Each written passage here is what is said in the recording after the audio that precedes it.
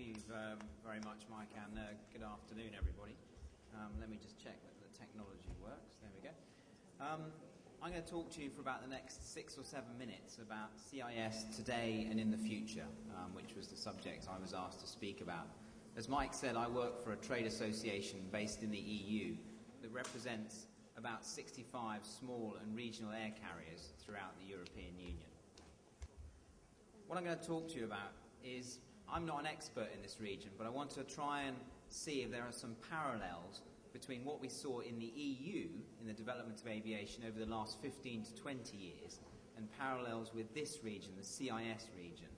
I'm also going to talk to you a little bit about what liberalisation achieved within Europe, how it developed the market, how it moved the market forward, what helped that, what factors, what social, economic and importantly political factors helped develop air transport in Europe, and also spend a little bit of time talking about the low-cost market within the CIS and the potential for that. And I think in the discussion session we'll probably come back to that as well.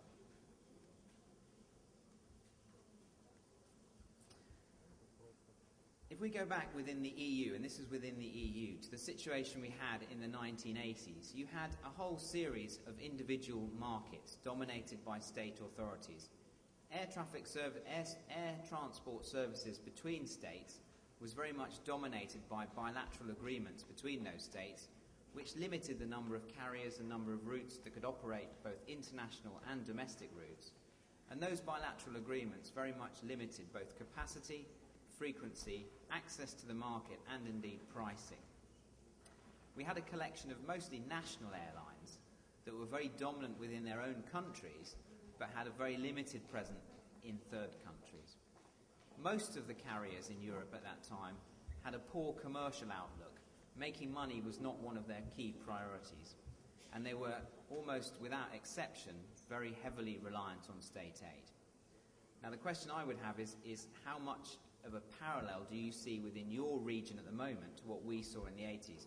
I imagine this region is much more developed than that, but it's probably not as far developed as Europe is at the moment.